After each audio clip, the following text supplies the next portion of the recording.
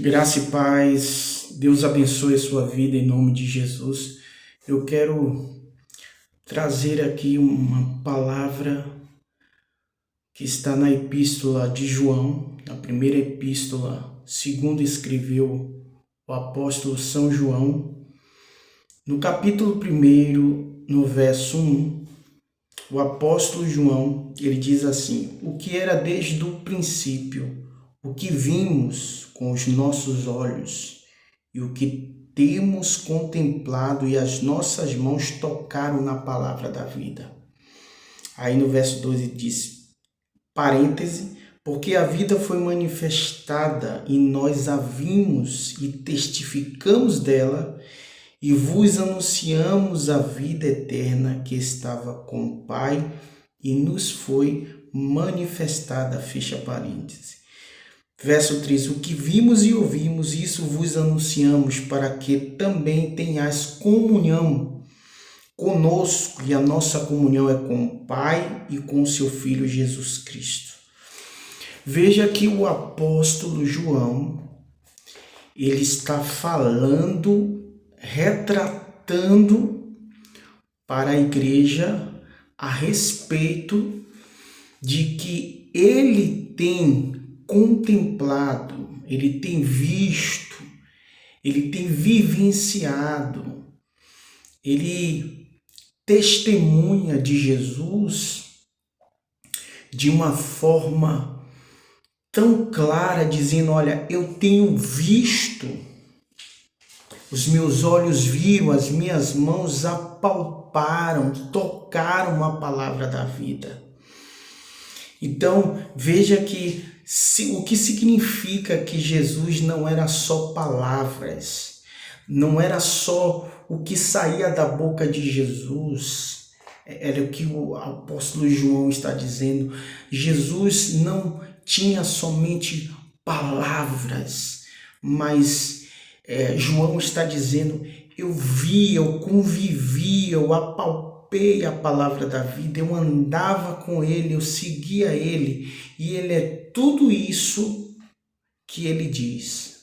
O que sai da sua boca não sai nenhuma mentira, não sai nenhum engano, porque eu tenho visto, eu tenho contemplado a palavra da vida.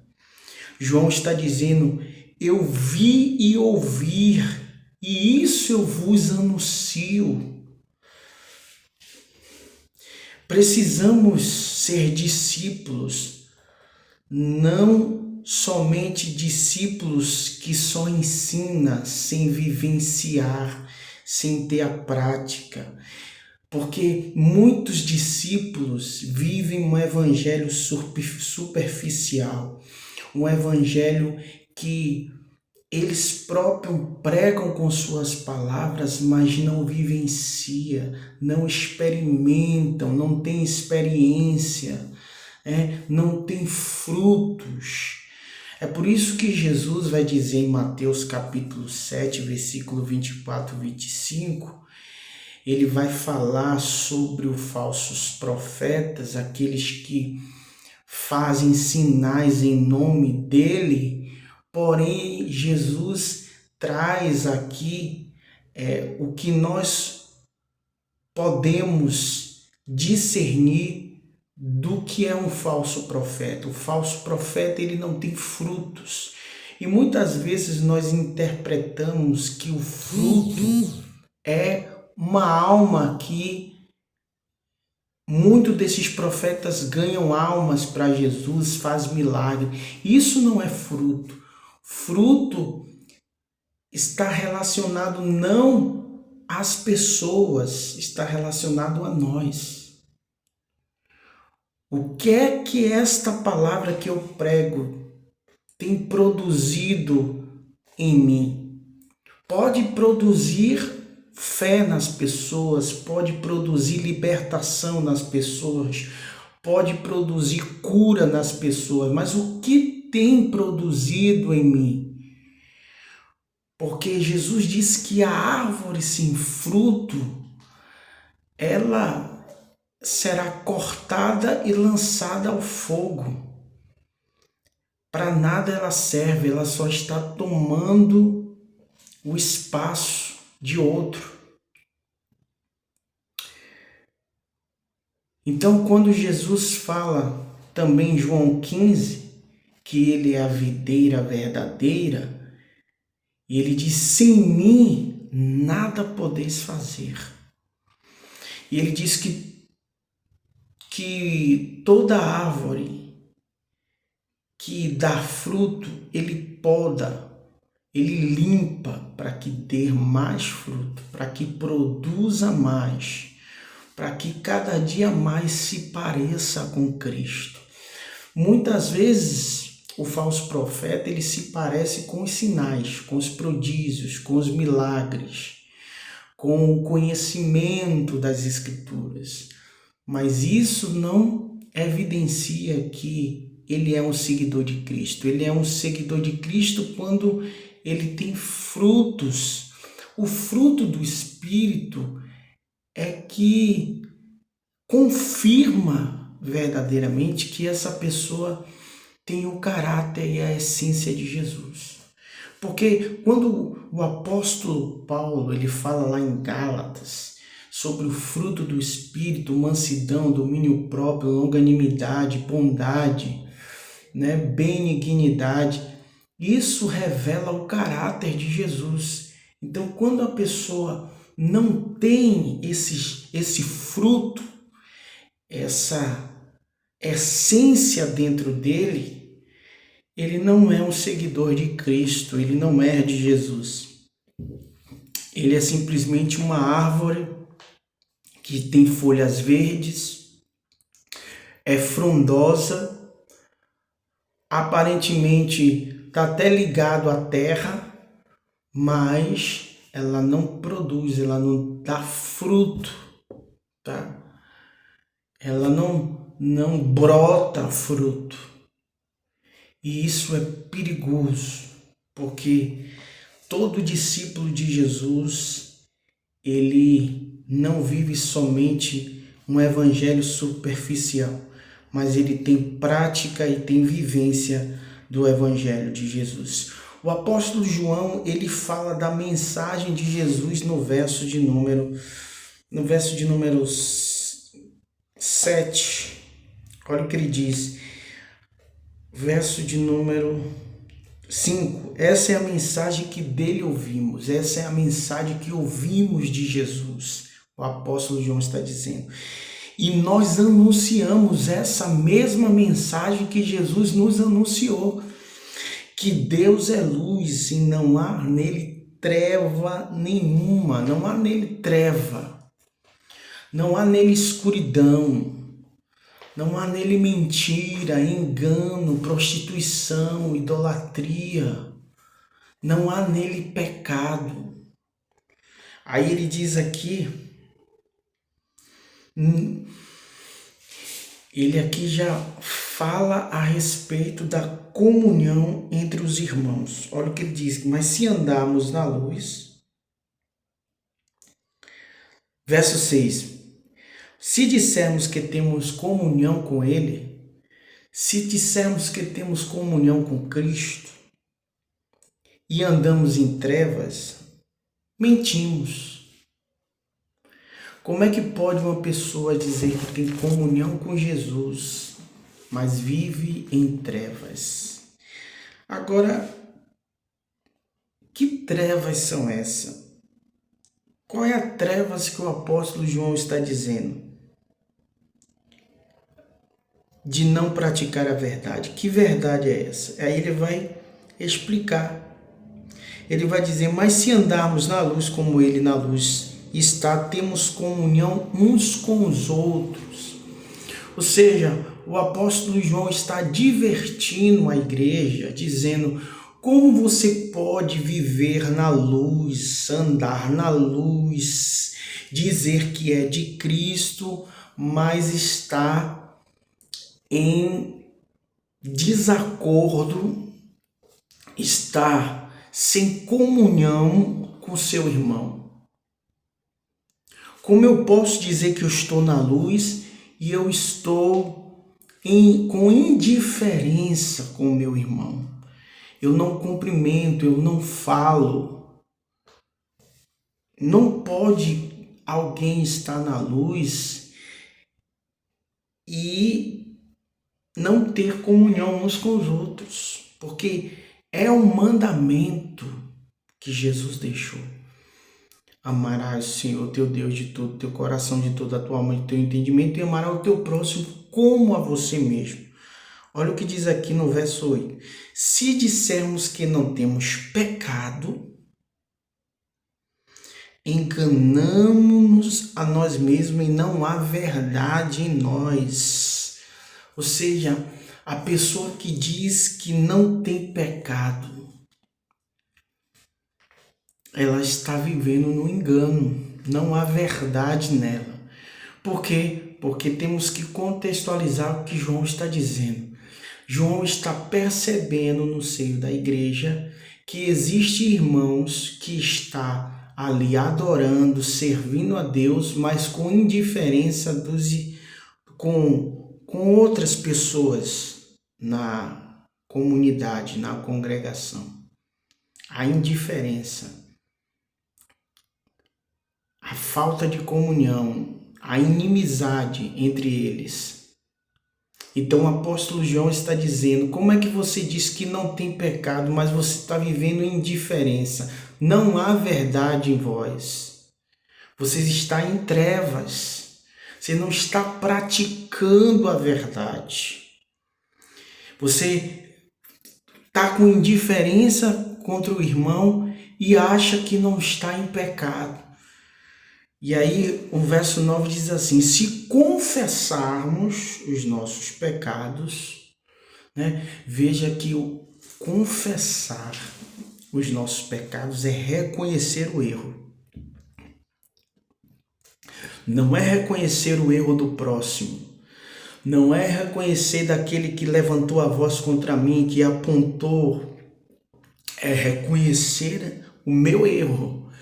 Reconhecer o sentimento que há no meu coração, o sentimento de indiferença, o sentimento de discordância com meu irmão, um sentimento de não ter a proximidade, comunhão com o irmão. É isso que o apóstolo João está dizendo. E aí ele vai dizer, se confessarmos os nossos pecados, reconhecermos os nossos erros, Ele é fiel e justo para nos perdoar os pecados e nos purificar de toda a injustiça. O apóstolo João está dizendo, você só vai receber justiça de Deus, Deus só vai justificá-lo quando você confessar, reconhecer os seus erros, reconhecer os seus defeitos, seu erro. E aí ele é fiel e justo para purificar de toda a injustiça, de todo o pecado. Então, muitas das vezes, o perdão, a purificação, a justiça de Deus está diante de nós, mas o nosso coração endurecido, o nosso ego, o nosso orgulho, sempre vai contrariar o que a palavra está dizendo. O orgulho vai tentar colocar a culpa no outro, para eu não reconhecer que eu também estou errado. É por isso que o apóstolo João está advertindo a igreja e dizendo, se dissermos que não temos pecados, fazemos mentiroso e a sua palavra não está em nós. Estamos vivendo na mentira, estamos vivendo no engano, estamos vivendo um evangelho superficial, estamos com um sentimento faccioso no coração, com indiferença. Estamos vivendo um evangelho que não é um evangelho do perdão, da reconciliação, de reconhecer os nossos pecados. Para isso tem que ter humildade, para isso tem que esvaziar a si mesmo, para isso tem que lançar fora o orgulho, o ego.